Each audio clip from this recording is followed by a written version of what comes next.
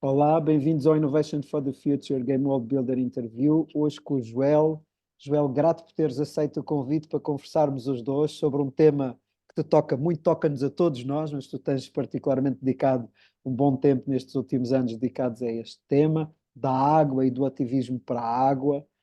Grato por teres aceito o convite para vires conversar comigo sobre isso. É um prazer, Marco. Obrigado pelo convite. Joel, não sei, estou aqui comigo com várias possibilidades para começarmos a conversa. E eu acho que a mais bonita possibilidade é como é que tu chegas ao ativismo para a água? Eu vejo-te como um ativista da água, pela água, e se calhar a história que está por trás disso parece-me a mais interessante forma de Uhum. começar esta conversa, não é? Como é que tu chegas, como é que esta identidade do ativista da água tu a vestes e chega até ti?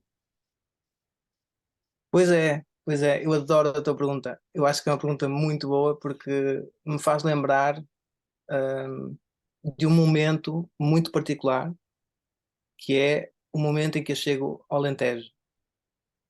Porque eu não conheci o Alentejo até eu ter vindo fazer uma viagem de bicicleta,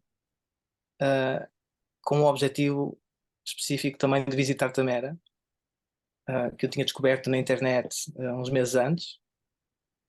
E nesse verão decidi, ok, eu vou ao Alentejo, vou visitar Tamena. E decidi fazer a viagem de bicicleta até lá.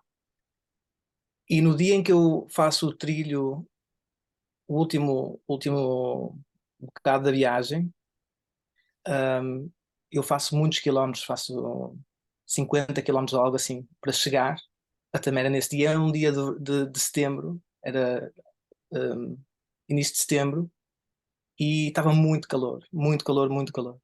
E quando eu estava a chegar a Tamera, ou nos últimos quilómetros, eu fiquei sem água.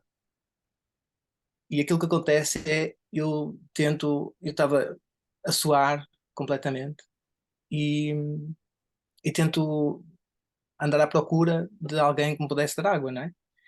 E claro, não é muito fácil no Alentejo encontrar alguém. No entanto, eu vi um senhor numa casa pequenita ao lado da Estrada Nacional, por onde eu estava a circular, e eu digo-lhe olá, entro, e digo-lhe, olha, o senhor por acaso não tem água que eu possa encher aqui a minha garrafa e tal. E ele toma muito tempo para me responder, mas muito tempo para me responder, e depois diz: está aqui o poço, se conseguiste tirar alguma água do poço, uh, a água é tua, boa sorte. E eu tive que ir ao poço, colocar o balde, trazer a água cá para cima, ver que a água vinha com bastantes, ou alguns pequenas impurezas, porque de facto não havia água praticamente nenhuma dentro do poço. E só há pouco tempo, há cerca de 2 anos, é que eu percebi: uau, ok, aquela experiência foi muito importante para mim. Foi muito importante porque deixou-me logo uma impressão, tipo uma impressão digital daquilo que é a realidade do Alentejo e que eu não tinha completamente interiorizado, mas aquilo foi o postal de boas-vindas para mim, na minha experiência pessoal do Alentejo, foi essa experiência. E eu percebi que aquele senhor demorou tanto tempo a responder naquela altura porque, porque por causa da situação da água, por causa da situação de escassez, por causa de alguém que chega a pedir um recurso que é super, não é, que é super escasso e que não tem noção nenhuma de onde é que ele está. Esta pessoa não tem noção nenhuma do que é que está a acontecer aqui. E eu acho que ele demorou assim tanto tempo a pensar, porque eu acho que ele queria dar-me essa experiência, ele queria transmitir para mim aquilo que é a escassez da água no Alentejo, que já existia naquela altura, há 12 anos atrás, e que através desse, ele podia-me ter dito não tenho água, ou sei lá, ou ele podia-me ter dado qualquer outra resposta, mas ele, ou podia ter ido ele próprio ir lá e buscar água, né? Para mim. Mas eu acho que ele me queria dar essa experiência de eu realmente sentir a escassez da água. Então eu acho que inconscientemente a questão da água ficou em mim desde essa altura. E depois o resto, enfim, continua. Mas essa foi, para mim, hoje em dia, olhando para trás, acho que essa foi a primeira vez em que eu realmente senti, ok, eu venho do norte de Portugal, eu venho da zona de Braga, que não falta água, mesmo nos dias de hoje, onde se fala tanto em seca, seca, seca. Quando eu ligo à minha família, muitas vezes eles dizem, está a chover demasiado, já estamos fartos da chuva, lá, lá. E, e aqui a realidade é muito distinta, não é? Grato, Joel, grato por teres trazido essa história e a forma como a tua chama se acendeu. Como é que ela hoje se materializa? Tu vives na zona de Odmira, portanto estás no Alentejo, estás a viver diariamente com este tema da água presente. Como é que hoje se materializa na vivência cotidiana o tema da água? Como é que ele está presente nessa região? Quais são os desafios que tu estás a encontrar? Hum, Fala um pouco daquilo que tu estás a ver e a sentir a partir do lugar onde tu moras e de onde, de onde sentes esta questão intensa da água. Sim. Então, sim, pronto, sim, eu vivo em Odmira, mais propriamente em Relíquias, onde a comunidade de Tamera está instalada. E, portanto, é um tema que quando eu cheguei ao projeto já era um tema muito, muito presente, muito presente. Porque a primeira vez que eu visitei o projeto foi em 2012 e, e nessa altura a comunidade já tinha desenvolvido um grande trabalho à volta desse tema, no sentido de infiltrar a água das chuvas no solo, especialmente com a construção destas paisagens de retenção de água. Uma parte das técnicas sendo estes lagos grandes que têm um grande impacto visual. E, e então, portanto, desde aí que o tema começa a entrar em mim de forma mais profunda, a nível de conhecimento, a nível de compreensão de como funcionam os ciclos de água, quais são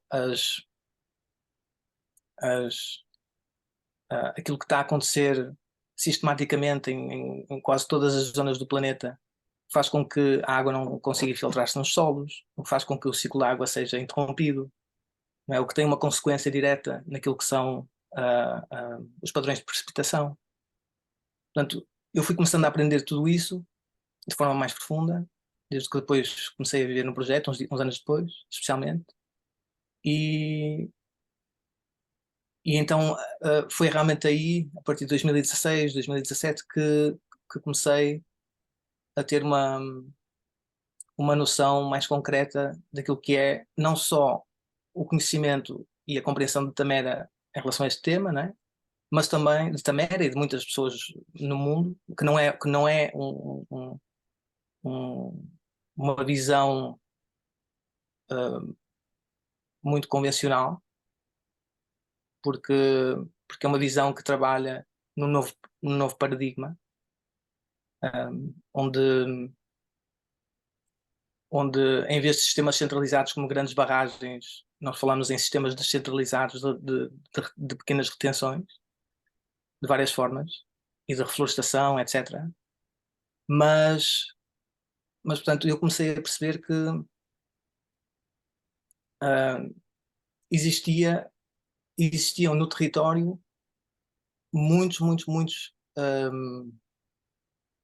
muitas práticas que contribuíam para a exacerbação do problema, como as monoculturas de eucaliptos, como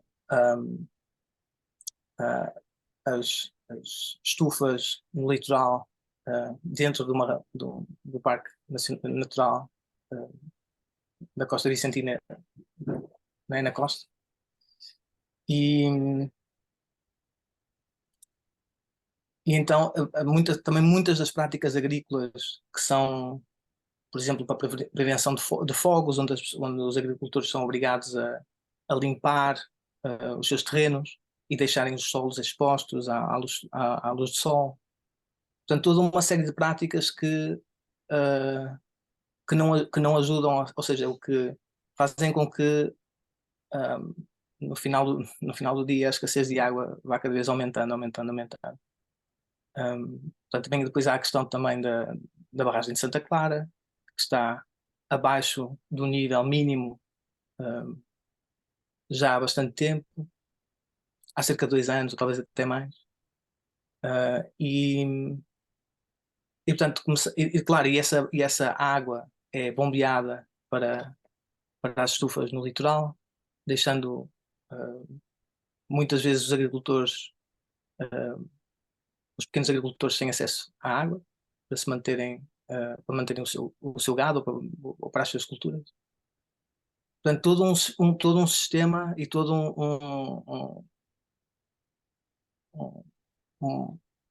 uma série de acontecimentos que me deixaram e que me deixam, e a muitas pessoas no território, muito desagradados e com vontade de fazer algo para mudar a situação, basicamente. Uma das coisas, portanto, tu referiste isso, não é? Tamera tem desenvolvido ao longo destas décadas, 3 décadas já de trabalho intenso aqui nesta área, técnicas práticas para retenção de água, para recuperar os ciclos da água naqueles territórios, e tu puseste bem isso em cima da mesa, e eu gostava até mais tarde de fazer só uma entrevista sobre isso, porque eu penso que o património de conhecimento e experiência, o caso Tamera nesse contexto, me parece muito relevante para muitas áreas que nós estamos a ter no sul de Portugal, centro e sul, não só no sul, mas centro e sul, não é? Áreas que começam a ficar perto da classificação de deserto, algumas já estão, algumas estão em risco de o ser, portanto aqui está a aumentar de forma exponencial e nesta componente mais ativista, vocês têm feito muita ação. Portanto, vocês têm organizado encontros pela água, têm trazido pessoas do mundo inteiro que têm estes temas nos seus países, nos seus locais de habitação, têm feito encontros regionais, locais, para lidar com aquele problema, sensibilizar a população. Fala-nos um pouco disso, fala-nos um pouco do que está por trás, Joel, de porque esta conversação com fora, com o mundo mais fora, e depois esta localização da ação, não é? Este contexto de atuar, e onde é que vocês vão atuando? Que tipo de iniciativas, para que tipo de objetivos? Portanto, mostrando um pouco daquilo que tem sido a vossa intervenção, que é vasta já neste tema e neste território. Sim. Então, Marco, falaste em 30 anos de trabalho nessa área. Eu diria que serão mais à volta de 15 a 20 anos, porque 30 anos é o número de anos que Tamera, um projeto, existe aqui em Portugal, não é? O terreno foi comprado em 95, e nos primeiros 10 anos, mais ou menos, esse tema não estava muito presente, o tema da ecologia, o tema da água. Porque entretanto, havia outras prioridades de estabelecer a comunidade, etc. E depois esse tema surgiu, ficou muito forte a certa altura, e foi aí que a comunidade resolveu convidar um homem chamado Sepp Holzer, que é um homem, um agricultor austríaco, é conhecido como o agricultor rebelde, porque ele funciona e ele trabalha a partir de princípios diferentes daquilo que são os habituais, que tem muito a ver com aquilo que eu falei, a retenção da água das chuvas, reflorestação, etc., como forma de fechar os ciclos de água. E ele tem muita experiência, tem muito conhecimento, então ele foi convidado a vir a Tamera, aceitou o convite, e nós, a comunidade, tinha uma pergunta. Nós temos a visão, eventualmente, naquela altura, se nós quiséssemos ter 500 pessoas a viver aqui o ano inteiro, será que há a possibilidade de termos este projeto ou esta terra a fornecer água suficiente para 500 pessoas constantemente? E ele, segundo diz a lenda, não é? Eu não cheguei ao projeto muito mais tarde, ele começou-se a rir e disse que se vocês conseguissem ver a terra pelos meus olhos, vocês não tinham essa pergunta. Pronto, e depois ele ajudou-nos a construir a primeira grande retenção de água de Tamera, que é o lago que está à entrada. E então aquilo foi uma surpresa enorme, porque as pessoas estavam com receio, não sabiam se ia funcionar e tal, e a partir do momento em que o lago demorou menos de 2 anos a encher completamente.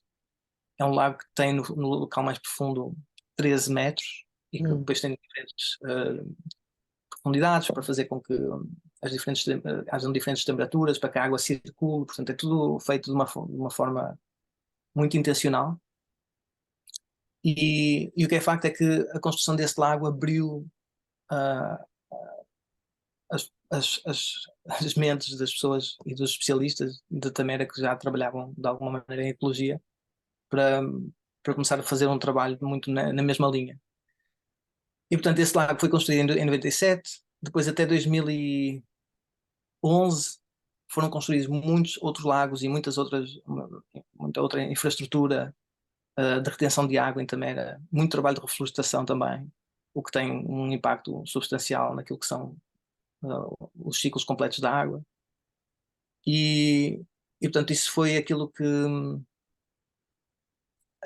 fizemos no início, foi, ok, nós temos realmente acesso, por sermos o projeto que somos, por estarmos conectados com pessoas. Portanto, o CEPOS é um agricultor austríaco, nós temos, sobretudo, somos de origem uma comunidade alemã e portanto não foi assim muito difícil chegarmos a este senhor. Mas sim, entretanto chegámos a muitos outros especialistas na água. Eu gostava de mencionar 2. Um é um homem chamado Michael Kraftcheck, que desenhou todo um plano de gestão de água para a Eslováquia, um pequeno país no leste da Europa, baseado no mesmo paradigma. Ele escreveu um livro muito importante que se chama A New Water Paradigm, um novo paradigma da água, onde ele fala sobre isso. E depois também, e sobretudo a pessoa com quem hoje em dia estamos mais ligada é o Rajendra Singh, que é um homem indiano que nos últimos 30 anos construiu uma organização e conseguiu mobilizar milhares e milhares de pessoas para fazer trabalho de retenção de água no Rajastão, na Índia, que acabou por ter um impacto imenso e como consequência a regeneração ou o restabelecimento do fluxo de água em 11 rios, o que é uma coisa quase inconcebível. E o Rajendra é hoje em dia o nosso parceiro mais chegado naquilo que é este tema, o tema da água. E portanto sim, nós temos acesso então a este grupo de pessoas fora de série, de nível mundial, e tentamos informar o nosso trabalho com base naquilo que aprendemos deles. E sobretudo aquilo que a razão pela qual estamos tão próximos do Rajendra é porque nós realmente achamos que nós temos que dar o próximo passo, que tem a ver muito com aquilo que tu dizias. Nós fizemos trabalho em Tamera até 2011, 12, e depois foi formada a equipa de ecologia, desenvolveu-se, ficou mais forte, continuou a trabalhar de forma mais independente, sem estar tão ligada ao Sepulsa e ao Michael ou ao Rajendra. E depois chegamos a um momento, sobretudo por volta de 2019, portanto, quando começamos a sentir mais os impactos das alterações climáticas. Eu acho que várias pessoas começaram a pensar: nós não vamos conseguir fazer isto sozinhos, porque nós verdadeiramente acreditamos que reter a água da chuva e o trabalho de desenvolver este tipo de paisagens é uma das chaves não para a mitigação das alterações climáticas, mas para a reversão das alterações climáticas. Há toda uma discussão que existe no mundo, né, em relação às alterações climáticas, que coloca o CO2 no centro. Temos que reduzir as emissões de CO2, reduzir as emissões de CO2. e créditos de CO2 e não sei o quê. E nós achamos que, ok, isso é importante, mas isso não vai resolver nada. Nós realmente achamos que a chave para a reversão das alterações climáticas é o restauro dos ciclos completos da água. Porque a água, no fundo, é clima. Né? A precipitação é clima. Né? E o ciclo da água, se não tiver restabelecido, se a água não se infiltrar nos solos, se não subir até às montanhas pelos aquíferos, se não nascer nas nascentes, fluir pelos rios e chegar ao mar, né? se esse ciclo não funciona, que é o caso em muitas partes do mundo, as alterações climáticas vão continuar a ser cada vez mais sentidas. E então, nessa altura, por volta de 2019, depois meteu-se o Covid e tal, mas as pessoas começavam a perceber, ok, nós não vamos poder resolver isto sozinhos. E quando eu digo isso foi muito porque os padrões de precipitação alteraram-se bastante nos últimos 10 anos, 7 anos sobretudo, e então as nossas retenções dentro da Mera começaram a baixar. E hoje em dia, por exemplo, estamos em janeiro e nunca na história das nossas retenções elas estiveram neste nível em janeiro. Okay? Que é um nível que só tiveram mais baixas do que este nível quando foram construídas. Portanto, a direção é clara. Baixar. E então, pronto, não é que a gente nunca tínhamos pensado que iríamos resolver o problema sozinhos, não é essa a questão, mas sentimos que nós até à altura dávamos formação, falávamos sobre o tema, não é? Como falamos sobre outros temas, como damos formação noutras áreas. E acho que agora começamos a sentir que, ok, nós não vamos poder fazer nada se não endereçarmos este tema agora. Porque sem água ninguém consegue fazer nada. Né? O território vai ficar inabitável. E então nós percebemos que temos que agir de outra maneira. E foi aí que começamos a mover-nos cada vez mais na região e que em 2021 temos esta ideia de fazer um protesto para despertar consciências sobre o problema da água. E foi aí que começamos a chegar a vários dos nossos parceiros, ou amigos, ou muitos deles novos, pessoas que a gente nem conhecia, na região, e que em conjunto organizamos aquilo que nós chamamos a Marcha pela Água, em outubro de 2021, que foi um protesto em Odmira, que juntou cerca de 300 pessoas, que marchamos desde a Boa Vista dos Pinheiros, por dentro, para estarmos mais próximos do Rio Mira, até à Câmara Municipal. E pronto, isso para nós foi realmente o início de uma nova etapa no ativismo. Não é que nós não tivéssemos feito ativismo antes, mas fazíamos de uma forma diferente. Por exemplo, em 2016 e em 2018 fizemos caminhadas pela água. Em 2016 fomos desde Tamera até Setúbal, em 10 dias. Fizemos uma caminhada durante 10 dias, ficando em sítios diferentes todos os dias.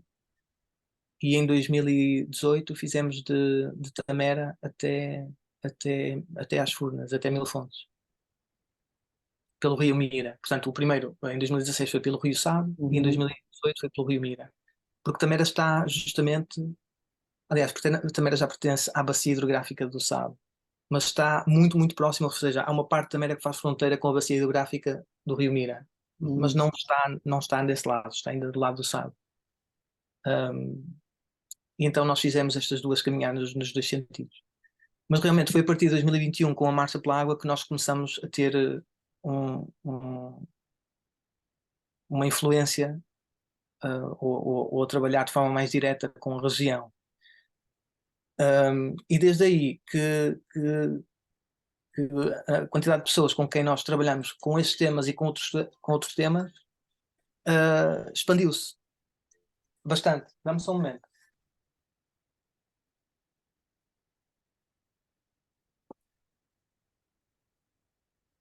sim, expandiu-se. Ahm, e então portanto, nós sabíamos que estávamos a fazer um evento importante ao nível regional, e que estávamos a juntar muita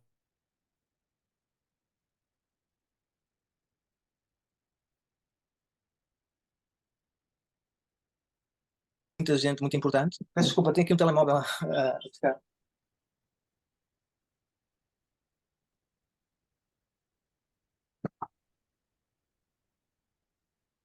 E então a nossa ideia foi tentar criar um grupo de pessoas que se entreajudassem e que pudessem colaborar no sentido de fazer trabalho para a regeneração ecológica, enfim. E chamamos esse grupo, chamamos de Aliança pela Água, e que tivemos o nosso primeiro encontro então dessa tal Aliança pela Água um dia antes da Marcha pela Água. E depois disso continuamos a ter reuniões, às vezes mais ou menos regulares, da Aliança pela Água. As pessoas foram se conhecendo melhor, foram começando a colaborar, a ajudar-se mutuamente de formas muito distintas, mas que ultimamente têm a ver com trabalho de regeneração. Pode ser a vários níveis. Okay? Pode ser educar crianças para a questão da água, ou para a questão dos solos, ou para a questão do uso de energia, né? Ou pode ser trabalho muito direto de, de- de plantar árvores, por exemplo, ou, enfim, pode ser a criação de cooperativas, ou pode ser muita coisa, né? Um, e então é isso que nós, entretanto, a aliança foi-se desenvolvendo e a gente foi-se conhecendo, fomos começando a colaborar cada vez mais, mas chegamos a um ponto em que percebemos, ok, isto é bom, mas precisamos de ir para um outro nível, que é um nível muito mais, um nível de trabalho, de regeneração da terra muito mais direto. E, e é isso, e é aí que nós estamos. E é aí que nós estamos agora, que é, estamos a tentar criar grupos de trabalho locais. Aqui dentro estamos a apoiar-nos uns aos outros no sentido de criarmos grupos de trabalho em aldeias, por exemplo aqui em São Luís, ou em Troviscais, ou em Relíquias, ou entre Relíquias e Colos, onde a Mera faz parte. Pessoas que começam a juntar-se para fazer plantação de árvores, ou fazer juntos pequenas práticas de retenção de água. Portanto, locais, de forma local. E com isso a ideia será ter a rede a apoiar-se não só naquilo que as pessoas já fazem, mas também em trabalho físico de, de cuidar da terra, no fundo. E que- E isso é algo que ainda estamos a tentar desenvolver, não estamos ainda. Portanto, existem algumas iniciativas, como entre Colos e Tamera, e entre Liscais, por exemplo, aqui junto a São Luís. E depois existem outras iniciativas diferentes, mas a gente ainda está a arquitetar.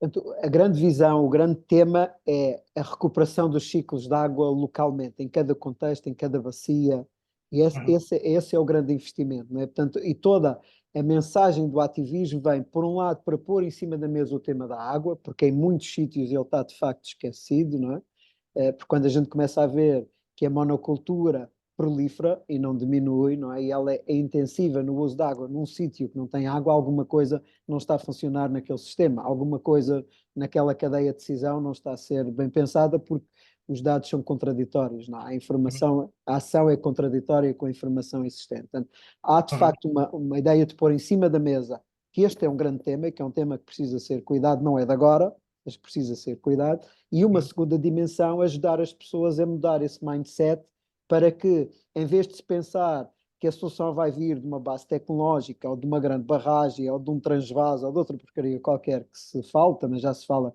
na construção das centrais dessinalizadoras, que venham a partir destes universos, vem sim a partir da recuperação dos ciclos naturais e dos habitats, dos ecossistemas dos que alimentam esse ciclo natural. Vocês estão a apontar toda a direção neste contexto. O que é que têm sido, Joel, as principais dificuldades que vocês têm encontrado a nível regional e provavelmente com a experiência que vocês têm e com o contacto que têm nas outras redes, que não é só nossa, que provavelmente pode até estar no sistema, em relação a esta mudança de paradigma, em relação a entender que a água é vida e que para haver vida tem que haver regeneração dos ciclos inerentes à vida? Sim, exato. Eu acho que hum, existem diferentes. Para mim, existem duas razões hum, que fazem que sejam grandes barreiras a este trabalho. Uma delas é, é as pessoas hum, não terem simplesmente conhecimento de como funcionam os ciclos da água e o que é que acaba por fazer com que eles sejam interrompidos, ah, e o que é que nós podemos fazer para realmente os restabelecer. Portanto, não há uma compreensão muito básica em relação a isso. E depois o efeito que esse trabalho tem potencialmente no clima, como já foi demonstrado, por exemplo, com o trabalho do Rajendra Singh na Índia, onde eles conseguiram a redução da temperatura média do ar em 2 graus centígrados em poucos anos, em relativamente poucos anos. E, portanto, eu sinto que há falta deste conhecimento, que não é algo. Não, eu agora fiz este sumário assim de forma muito rápida, mas que não é algo assim, para quem nunca ouviu falar de nada disto, ah, não é algo que se interioriza assim muito facilmente, para quem tem uma perspectiva muito convencional. Um, Depois, portanto, isto começa logo com o problema de. Mas eu gostava de falar depois disso mais para a frente, que é. um, tipo, as crianças não sabem, muitas das crianças, quando aprendem o ciclo de água, eles não aprendem o ciclo de água completo. Eles aprendem só uma parte do ciclo da água. Um, Muitas vezes, quando as crianças aprendem o ciclo da água, tudo aquilo que é a parte do ciclo da água em que ela se infiltra nos solos e sobe nos aquíferos até às montanhas, essa parte muitas vezes é esquecida. Portanto, há todo um. E depois isso muitas vezes acaba por se tornar quase como parte da cultura, né? Passa a ser o, o enquadramento que as pessoas têm de- desse processo. E às vezes furar isso torna-se difícil. Pronto, mas isso já é outra conversa. Mas pronto, há uma dificuldade porque as pessoas não têm conhecimento, e depois o outro problema é as pessoas terem, obviamente, a necessidade de ter uma vida financeiramente sustentável. E, e quando estamos a falar de deixarmos sistemas centralizados e a passarmos a ter sistemas descentralizados, isso faz com que tenha que haver muito investimento local, investimento de trabalho, investimento de recursos, né, tempo, também dinheiro, e depois isso depois não traz, é difícil trazermos rentabilidade depois para quem trabalha nos terrenos dessa forma. E é isso que que nós ainda estamos a tentar perceber como fazer isso. Um, sim, eu também, sim. Sim. Estas são as duas razões principais para a dificuldade deste trabalho. Portanto, não há dinheiro na regeneração. São precisos fundos para fazer trabalho de regeneração e esses fundos, ou tem que se fazer candidaturas a fundos dos governos locais ou do dinheiro da União Europeia. Hoje em dia há pessoas que também pensam em fazer candidaturas a fundos de muitas empresas que têm dinheiro no fundo, para financiar projetos ecológicos, né? Mesmo grandes empresas como petrolíferas, a BP, a Shell, têm dinheiro para colocar em projetos ecológicos, mas depois há toda a questão que muitas das pessoas que trabalham nessa área, muitos dos ativistas põem, que é isso é dinheiro, não queremos aceitar esse dinheiro porque esse dinheiro acaba por ser dinheiro de alguma maneira sujo, porque estamos no fundo a participar naquilo que é o greenwashing que estas empresas estão a fazer, né? Nós damos dinheiro a estas pessoas que estão a plantar árvores e portanto nós podemos continuar a poluir à vontade. Portanto é muito complexo, é muito complexo essa parte. Eu lembro-me de nós termos conversado sobre um dos temas que está subjacente à coisa da água, que em Portugal ele vai se insinuando de vez em quando, mas que não é assim tão visível, mas que noutros países é um tema muito forte, que é esta ideia de a água passar a ter um dono, não é? Haver alguém ou haver uma entidade que passa a ser o dono da água e que controla a água e a sua distribuição da água, não é? Isto está a acontecer em alguns países e eu lembro-me de vocês terem chamado pessoas que são ativistas nos seus países por isto, não é? Algumas até muito ligadas a monoculturas, como do abacate e outras naturezas por aí fora. Tu sentes que isso tem um papel cá, que isso está a acontecer cá? O facto de haver muita monocultura nessa área à volta, porque é a indústria papeleira, a gente tem que pôr os nomes diretos em cima da mesa, não é? Que é uma indústria importante no contexto desta economia moderna portuguesa, não é? Tu sentes que este tema da água está a ser um tema que está a ser apropriado nesta dimensão, que está a haver esta tentativa de torná-la um, um bem comercial e não o bem comum que ele é, por natureza, não é? A água faz parte do ciclo da vida. O que é que pensas e sentes sobre este tema? Como é que ele está presente aí, se é que está? Sim, completamente. Está muito presente. Uh, eu sinto que existem forças que, que tendem a, a- que tendem a manipular, pelo menos aquilo que eu conheço, as políticas locais e regionais, no sentido de beneficiar as grandes empresas, para que essas possam continuar a ter acesso à água, em detrimento daquilo que são os consumidores comuns e os agricultores locais. E, portanto, estás a falar sobre isso, se não me Sim, engano, essa linha. dessa linha, exato. E, portanto, existe, por exemplo, aqui em Odmira, todo o caso da AB Mira, da Associação de Beneficiários do Mira, onde o presidente foi demitido por, eh,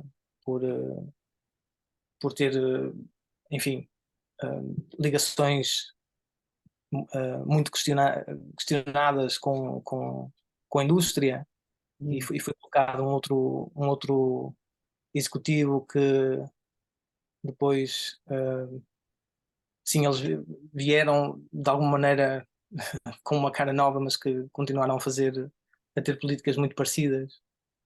Um, sim, isso sente-se muito aqui, sente-se muito aqui. E, Tu ainda há pouco focaste, há dois tipos de indústrias aí que estão a trabalhar este tema, não é? Por um lado, a indústria papeleira, da monocultura do eucalipto, e por outro sim, lado, as estufas e as culturas que estão a ser feitas nessas estufas, framboesas, mirtilos, aquela ideia dos verdes todos os anos, não é? De todo o ano, não é? Portanto, ter essa, essa quebra do ciclo de vida. É aí que tu estás a ver que estão as principais ameaças na região, aí. sim, eu sinto que sim, sim. Hum. Essas serão muito provavelmente as duas ameaças. Um, Portanto, mas existe também outras ameaças de outra ordem, que é talvez uma ordem até menos imediata ou direta, que é o governo de alguma maneira sustentar a forma, o modelo económico dessa exploração na costa com as estufas, porque eles permitem, por exemplo, que muitos dos proprietários e dos produtores tenham contentores onde vivem os migrantes para fazerem o trabalho. Eles permitem que aldeias como Santo António estejam completamente lotadas de migrantes a viverem em condições desumanas, às vezes 10, 20 pessoas numa casa, mas eles permitem que isso aconteça, porque toda a gente sabe que isso está a acontecer. Toda a gente sabe que essas pessoas estão a viver de forma indigna. Toda a gente sabe que os hospitais e os centros de saúde locais estão com dificuldade, que os serviços sociais estão com dificuldade. Portanto, e isso continua a ser permitido. Não há fiscalização, não há controlo, não é? Aliás, e eles fazem exatamente o oposto. Eles expandem a área não é? Onde é permitido colocar ainda mais estufas. Portanto, isso também é uma ameaça, que é o governo central e os lobbies, no fundo, dessas multinacionais terem o governo central, ou pelo menos alguns ministérios, no bolso. E, Grato, Joel, por estares a isso dizer chega, isso chega, só para concluir, isso chega depois também à questão da barragem de Santa Clara. Nós recebemos anteontem o Ministro da Agricultura e do Ambiente uh, e a Ministra do Ambiente aqui em Odmira. Eu não sei se viste as notícias, mas eles foram vaiados e estavam cerca de 100 pessoas aqui da região, muitas pessoas também de Tamera. Eu tive as minhas coisas para fazer, não pude ir, mas muitas pessoas também da comunidade e muitas pessoas da nossa rede participaram no protesto, porque eles querem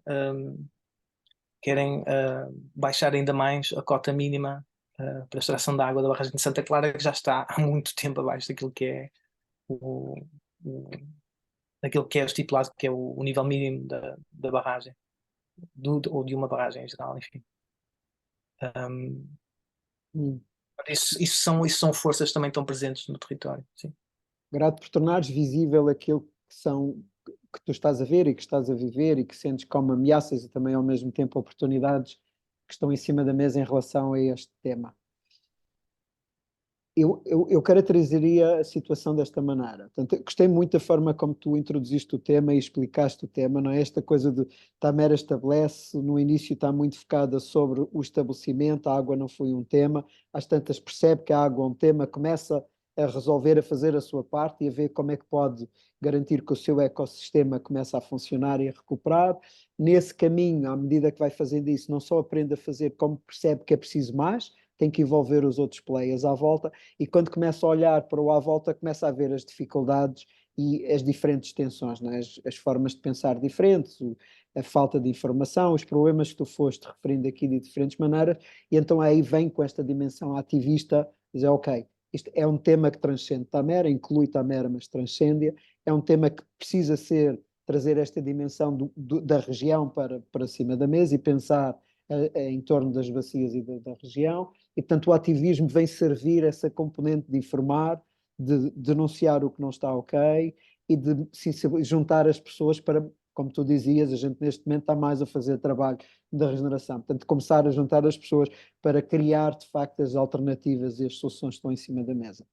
Grato por teres dado esta imagem, porque ilustra bem esta perspectiva do ativismo que nós estamos a falar, que é este ativismo que não vem para deitar abaixo, vem para denunciar, vem para pôr o dedo e apontar naquilo que pode não estar bem, mas sobretudo que oferece as possibilidades de recuperação, não é? Traz a solução presente, ou traz possibilidades para nós podermos criar qualquer coisa diferente daquilo que vivemos. Grato, Joel, por teres posto isso de uma forma tão clara e tão transparente a partir da ação de Tamera e daquilo que tu tens vivido aí. O que é a ambição neste momento? Qual é a ambição de Tamera neste tema? Qual é a ambição do ativismo que vocês têm estado a desenvolver neste momento? Sim. Então, hum, pois, só para esclarecer, agora já não falta muito para acabar e só agora que estamos a esclarecer isso, mas se calhar faz sentido que tenha vindo só agora no final. Para mim, para nós, ativismo não é só ir para a rua protestar. Plantar uma árvore é ativismo. Uhum. Ter a água da chuva é ativismo, não é? E podemos ir muito mais longe. Tipo, fazer uma oração para que, para que venha chuva, por exemplo, é ativismo. Um, então, tudo aquilo que nós ambicionamos é não só plantar árvores e fazer protestos, mas, no fundo, criar toda uma cultura, uma cultura onde, onde, onde a natureza, a água, os, os ciclos da natureza, as montanhas, os eucaliptos, enfim, que tudo isso é muito mais valorizado, que não é visto como algo para ser consumido, mas é visto como, no fundo, em última análise, é parte de nós. Uhum. Não é diferente daquilo que de quem nós somos. Nós precisamos de desenvolver uma cultura onde existe esta compreensão e esta noção de que nós somos completamente interdependentes das árvores, da água, dos animais, e que nós não podemos viver sem eles. E então, para desenvolver essa consciência, precisamos de educar as nossas crianças. Precisamos de sair com elas, irmos para o rio com elas, ou irmos para as florestas com elas. Precisamos de as tirar, por exemplo, dos computadores e dos ecrãs, né? Que hoje em dia a cultura convencional está muito refém desses dispositivos. Estamos todos muito reféns desses dispositivos, por exemplo, né? Por exemplo, estamos aqui a ter esta conversa não presencialmente, mas através de um ecrã, né? E, e então é uma questão, para mim, ou para nós, é uma questão muito de criar cultura, que abrange não só este tema muito específico, mas que, mas que abre e tem repercussões em muitas áreas da nossa vida. De onde é que vem a comida que nós comemos? Uhum. Será que vem das estufas ou não vem das estufas? Por exemplo, né? De onde é que vem a água com que nós tomamos banho? Para onde é que vai a água quando descarregamos o autocolismo? Será que precisamos de autocolismo ou podemos usar casas de banho de composto? Né? Tudo aquilo que nós fazemos na nossa vida uh, é no fundo político, é no fundo tem uma dimensão maior do que só esta pequena ação. Então é uma questão cultural.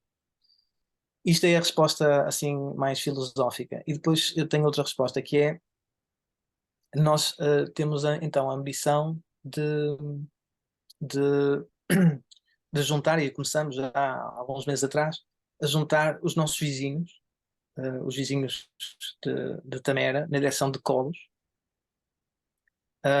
porque conhecemos várias pessoas que vivem ali na região, na nossa vizinhança, que já estão de alguma maneira alinhados com a nossa visão daquilo que é o trabalho de regeneração ecológica, e começamos a ter reuniões onde, onde nos questionamos como é que nós podemos fazer isto de forma mais eficiente, porque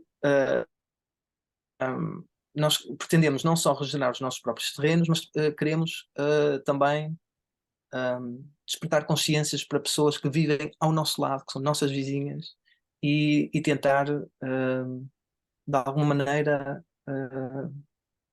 apoiar essas pessoas a terem práticas mais amigas do ambiente, amigas dos solos e da água e das árvores. E, e é isso que estamos a tentar fazer. No fundo, a ideia é criarmos uma superfície regenerada que é grande o suficiente para que possa ter impacto. Hum. Ok? Um impacto, não é? De maneira que se começa a perceber que existe uma mudança, uma pequena micro mudança aqui no clima deste vale, não é? E então é isso que nós pretendemos fazer. Ou seja, se nós conseguimos ter um impacto com a ajuda dos nossos vizinhos no vale onde nós vivemos, isso pode ser uma espécie de um modelo para, para outras partes da região, do país e do mundo.